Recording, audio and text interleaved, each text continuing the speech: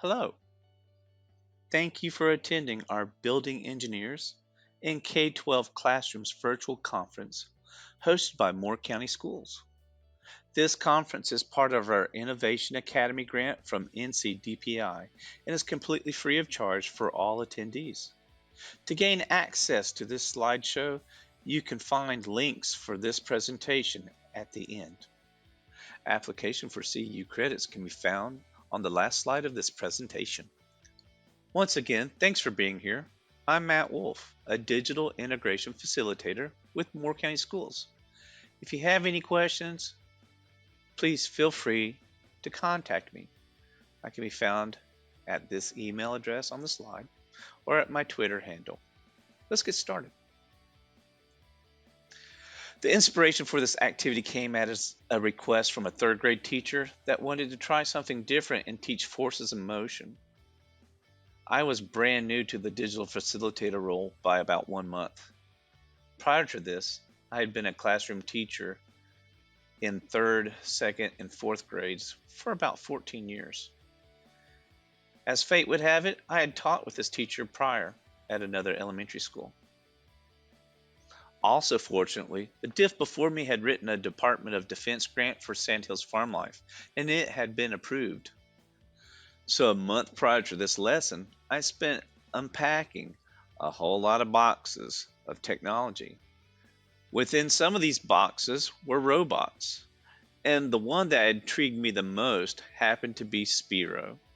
If you don't know much about Spiro, it basically looks like a big ball of clear plastic with a motor inside. If you remember the movie Jurassic World, there's the big ball that goes through the park. That would be exactly what Sphero is, except without humans inside, and it has a motor and can be controlled and coded. Luckily for me, the teacher had a Sphero already at home and had used it infrequently, but asked if she could possibly use that in the classroom. You could only imagine her joy when I told her that I had just unpacked a case of 12 and was ready to try them out myself. After discovering what Sphero could do and how it would perform in the classroom, I thought of some of the applications for force of motion that could be applied. The possibility of using them in STEM projects were cool and limitless.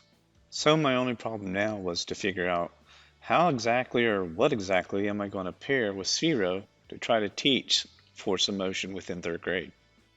Curious, I went online to check out the Sphero EDU website. It had a wonderful keyword search engine, and I came across the lesson Chariot Challenge. Being that it was close to Christmas time, I wondered what was the best way to present overcoming inertia. What instantly came to mind was poor Max the dog.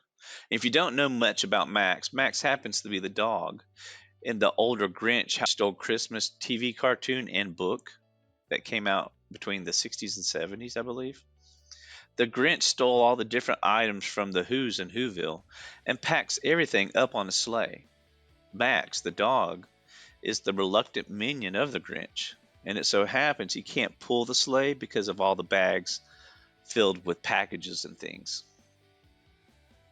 What happens is Max starts to sink in the snow when the Grinch tries to get him to pull the sleigh, but there isn't any friction to gain a foothold in the slippery, soft snow. So Max struggles and sinks his way down until he reaches the ground.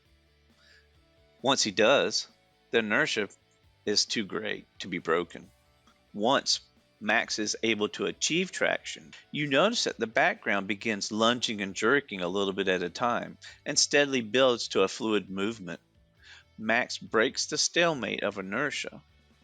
Since kids love and identify with animals, I decided what a perfect idea to have the kids help better design and build a sleigh using materials that would further aid Max. So what's the problem? If we have a load that's too heavy to tow, the cargo won't move. Think of the muscle guy trying to pull the bus with just his teeth in the strongman competitions. We can try to overcome this inertia with the sleighs we create. I realize this activity was normally designed for just Sphero, but I acknowledge that some of our systems do not currently have access or availability to a Sphero robot. In that case, I'm going to try to model three different propulsion types: one using a Sphero, one using a rubber band drive, and lastly, one using a balloon design. I don't know how they're going to do. Hopefully, all three will provide enough propulsion to get the sleigh to move. After that, we can start adding weight. So, this could definitely be a week long project for students and could also turn into a thematic unit if you have more than just 1 week. Since we've already described the problem, now it's time to ask about problem constraints. But before we do that, we have our engineering process cycle that can be applied to most STEM projects. Planning is the key concept of this cycle and is greatly stressed for its importance. It should usually encompass the most time when performing these actions. In addition, sticking to your plan as your initial blueprint is important to show conceptual progression of an idea and follow its journey to improvement and maybe to a satisfactory stage of completion. So we have the ask, imagine, plan, create, and then improve. So we ask our students, what does a sleigh need to be successful? We saw Max's sleigh in the Grinch. Some of these questions are just examples what could be asked in a classroom setting. Kids, of course, could come up with their own questions. This could be done if you choose this lesson to be a total exploratory investigation into the problem. Perhaps they're writing it in their science journal. Now, decide what elements of a sleigh make a successful tool. I think it's best when I'm doing this, I'm going to actually put out my balloon, my rubber band, and then maybe the axle or whatever's going to attach the rubber band to move it along. And Sphero also get the dimensions off those so you can build around and plan a little bit in the imagine stage of what realistically can be done, just to give a frame of reference. Uh, for example, like the rubber band drive, if it's going to be a rubber band under tension, I would have to make sure that that part needs to be stable enough that when I wind it up, that the tension doesn't become so strong that it collapses the vehicle.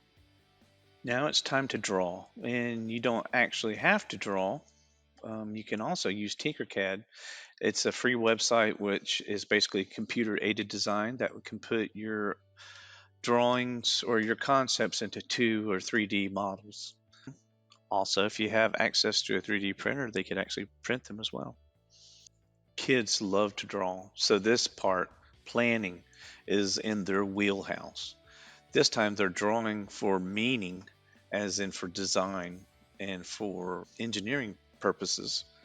So make sure that when they do design, they actually label in how their design is going to work and what goes in place.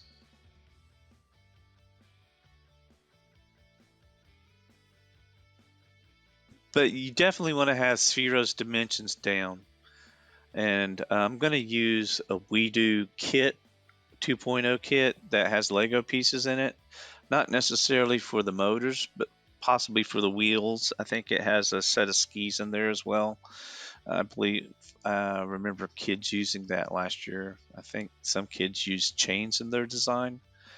Um, Also, I've got to be thinking, or the kids have to be thinking, if you use a balloon, if you inflate that balloon, where is it going to sit when they make their design? As in, are you going to allow it to inflate and still be able to move? Okay.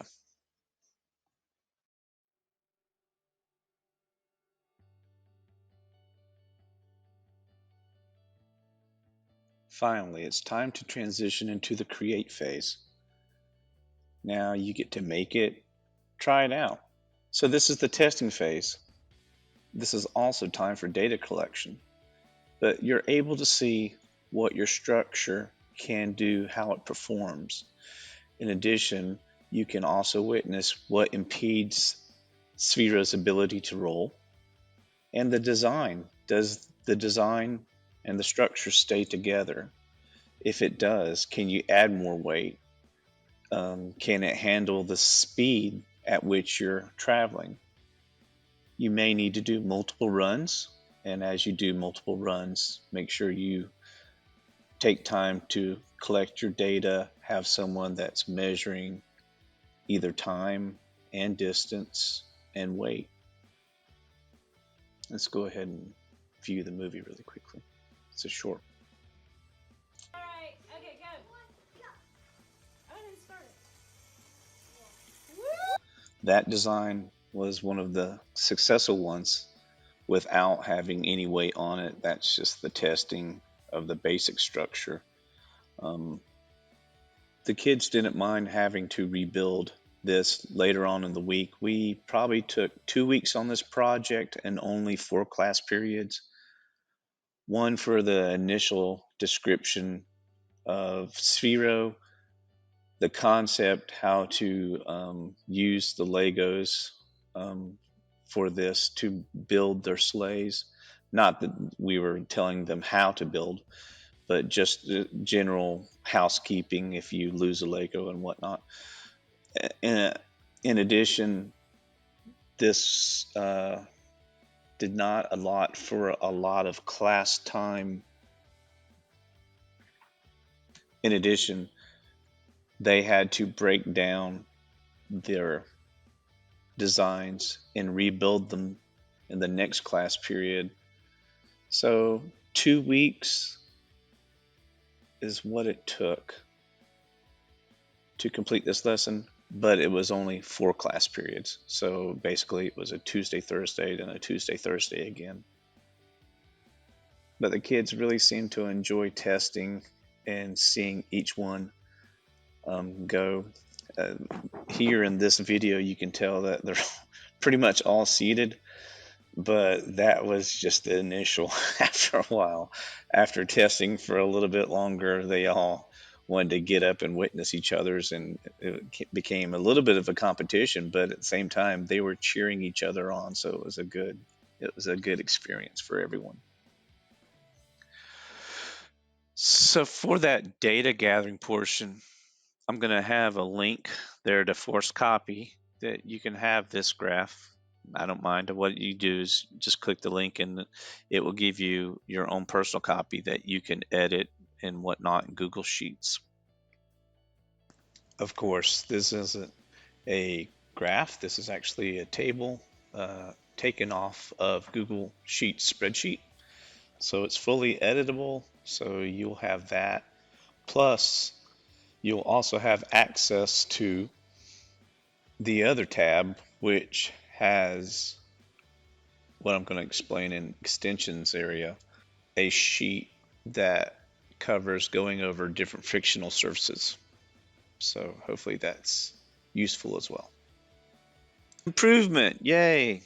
This is the time when you notice things that didn't work so well or as planned. So, did you have a happy little mistake? Was it a Bob Ross enlightenment? Or maybe it's one of those things where you need to add a little bit more, subtract some materials, move some things around, redesign, reconstruct. That's okay. Just remember to emphasize with your students that this is a learning process, that failure is an option if you build upon that failure. You take what didn't work and you learn from it, and then change the direction that you were going and alter it with more thoughtful ways to improve upon what you've just done. You can remind them of companies such as WD-40 at the bottom of this slide. How many times did it take them to perfect their formula? Or you could bring In the example of Dyson, the vacuum and fan company that have high-end vacuums and fans and other products, their engineers and designers work tirelessly redesigning their products, not so they work more efficiently, but they use less materials. And additionally, their overhead is less because their products cost less when they use those materials. I apologize. I changed the slides and re-recorded this part. So hang on with me just for a little bit. For grade one, the extension here, I did this with a virtual teacher 2 weeks ago where I read Newton and Me by Lynn Mayer or Roller Coaster by Marla Frazee. These were excellent books to use for the reason that Newton Me has a great section in the back that defines pushing and pulling and how a pull is a force that moves something towards you, and a pull is a force that moves something away from you or your body. Those were great concepts to demonstrate for the kids, and I was able to model that using props, such as having the robots that I could code and use other things like plushes that would either push or pull.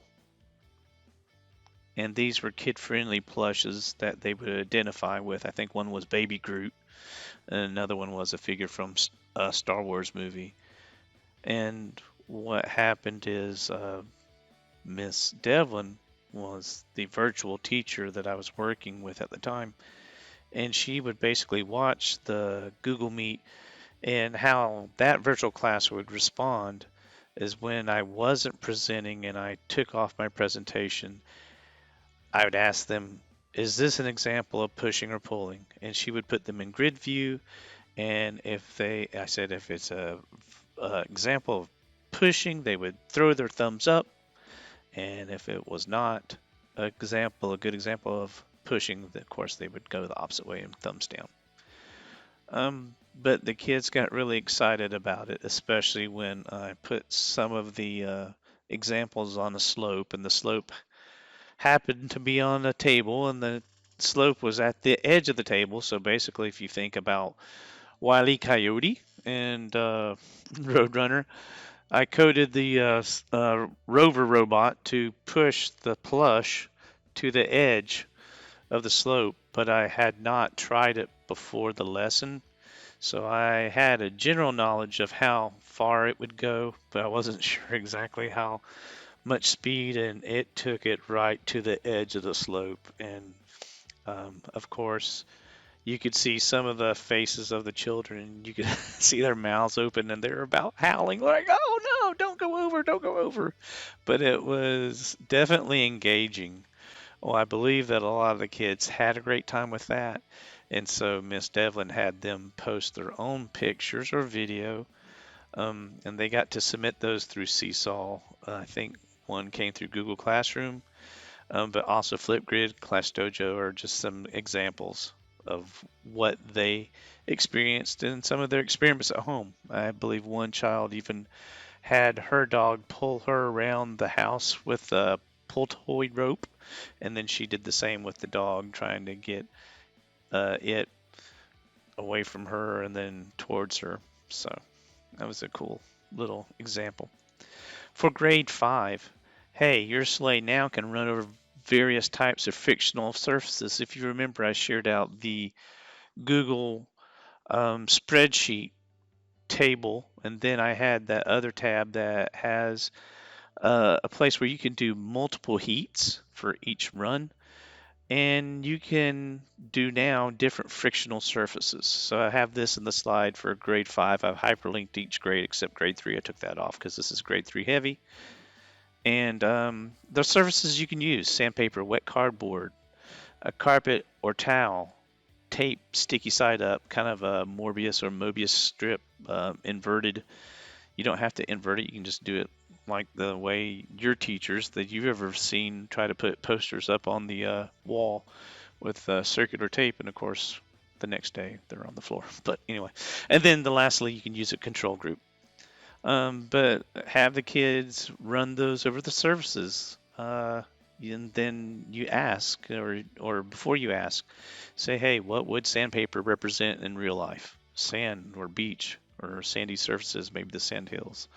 Wet cardboard, that could be any kind of wet surface that you would go over. That would be damp in nature. Carpet or towel, that could represent grass or some kind of vegetation. Tape, that could possibly represent some mud, and then the control group would just be basically, hopefully, slippery or not slippery. Let me go back. So tape would represent being sticky and like being in a muddy area or something that would inhibit free rolling of tires. All right. So there's grade 5. I think I mentioned slope, but if I didn't, you can put these surfaces after you do it on a flat plane. You could do this on a slope. And if you didn't have a Sphero, you could just do the test with rolling a tennis ball or rolling a certain kind of ball over a level surface over these different frictional surfaces, and then try doing it, rolling it down a slope and measure the differences, perhaps in a science journal. So we click on extension 7. This one I was really jealous about because a friend of mine who is a diff and serves not only elementary schools but middle schools had his kids design a raft. And basically, the raft was able to be propelled by Sphero. And this is a cool part because what you can do is use one of those Sterilite containers, possibly one of those that you use for storage under a bed, something that has a low center of gravity, one that would have enough water for Sphero not to touch the bottom when its weight is displaced in the water, and the raft as well. But it wouldn't cause that much water. It would create less of a spill hazard as well. But running that raft via Sphero first, just to see if the raft design is pretty good. After that, then switch it up. Start adding payload to the raft and seeing if it can handle that. And all the while, once again, those students could be collecting data after multiple test runs over each surface and in the control of just running the raft itself without payload, and increase the load as you go for each run until failure or until the raft sinks. I think these are pretty cool extensions to work with just on this one lesson alone. And by the way, don't forget, have the kids if you want them to, since this could be a virtual experience as well in some respects, or if not virtual, if you are not assigning robots to go home and devices, you can have designs brought to school or within the classroom, and the teacher can test each one using the same code, but the students get to witness their design go through while socially distanced. And I know that's crazy, but that's the same thing for my grade 3 experiment with the Lego sleigh. You don't have to particularly use a sleigh if you're not aware. Sphero fits inside most solo cups or styrofoam cups, and you can use popsicle sticks, painter's tape, rubber bands, what else? Thumbtacks, and use that to build your raft with Sphero inside with the cup inverted, mouth down, and use that as a raft, or not a raft, but a sleigh. Sorry about that. And then teachers can also do each run for each sleigh that was built for grade 3. I forgot to give that example as a model that I was going to use in the next weeks, but our lessons have changed because of this craziness that's beset upon us, so no worries. All right, let's move on. Well, at the last minute, I stuck this in here. I found some materials in one of my STEM boxes at another school. Had some skewers there, rubber bands, painter's tape, looks like two floppy index cards, of course, the big solo cup with Sphero underneath that, and then the two mini solo cups.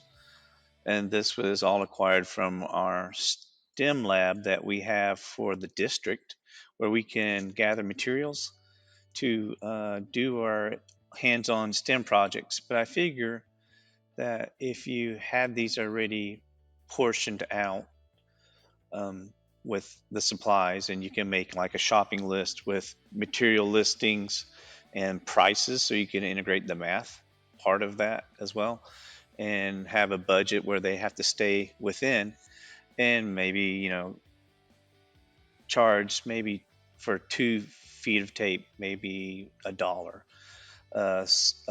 Big cup 50 cents, two small cups, so let's say 20 cents per cup. Rubber bands, 5 cents a piece, and the skewers maybe a quarter a piece. And just have them stay within a budget and see what they can make with a limited amount of materials, but that will perform the best. And this was just one idea I had, and I'll probably carry this idea with me in mid November to a third grade group that wanted to do this, but wanted to do this variant, but couldn't do it with the Legos with trying to sanitize every Lego piece in the WeDo kit. So this being better that they can go ahead and build it, and once they're finished, they can keep it. So it's consumable. So it's a win-win for everyone. And I believe the kids will enjoy it. Of course, they get to bring it home to their parents and say, "Hey, look what I got." And in closure, don't forget to tweet or blog experiences from the lesson, either from this presentation as well, your hashtag or the hashtag MCS Digital. I'm sure there will be another hashtag, probably hashtag K12 Engineers. Um, this can be added to a portfolio or website as you like. This is my material, but I definitely allow you to use this as well and copy this. I'll make a copy for you, a link that you can force copy, probably without the video of the children. But other than that, you're able to use that. Um, Share with parents pictures from the event for Class Dojo and other means. Definitely feature a sleigh challenge if you're. I mean, hey, we're a month out, believe it or not, until December just about. So, well, by the time this airs, yeah, it will be. Um, and that would be a perfect time to go ahead and try this and get that wonderful joy. And it doesn't have to be just Christmas. Of course, this can be related to snow or inclement weather where you would use a sleigh. Um, hey, lastly, bring that writing piece in. Persuasive story to convince the Grinch to use your sleigh design, or, of course, like I've mentioned many times before within the lesson here and with the extensions, go ahead and start a scientific journal if you haven't already. It's a great time for them to log their findings and start using a scientific journal. And I do believe Google has one for free that you can do an e-journal as well. Anyway, I remember it was available. I'm not sure if it is now. I guess I should go check that out myself. All right. Well, let's stop there and go to the last slide. We've made it to the end of our slide deck, so once again, thank you. If you want to apply for CEU credit, make sure you do that in the upper box. You have until Monday, November 30th And that is the deadline for CEU application for credit. If you like a copy of this slide deck, you can go to the bit.ly there on the side. It will have everything minus probably the student movie. If you have any questions about my presentation or need any other ideas, please reach out to me at my Twitter handle, MattWolfThinks, or at my school email address, and I'll be glad to answer any questions you have. Thank you for attending, and have a wonderful evening.